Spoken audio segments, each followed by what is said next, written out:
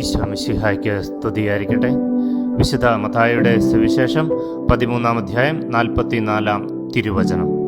സ്വർഗരാജ്യം വയലിൽ ഒളിച്ചു വച്ചിരിക്കുന്ന നിധിക്ക് തുല്യം.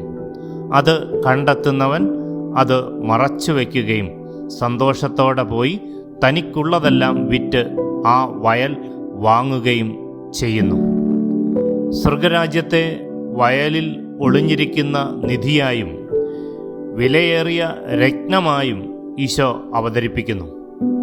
നിധി കണ്ടെത്തുന്നവർ, വിലയേറിയ രത്നം കണ്ടെത്തുന്നവർ തങ്ങൾക്കുള്ളതെല്ലാം വിറ്റ് അവ സ്വന്തമാക്കുകയാണ്.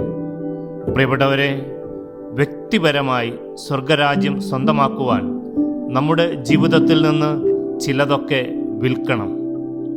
വില കെട്ടവയൊക്കെ ഉപേക്ഷിക്കുവാൻ സാധിക്കണം. ആമീൻ.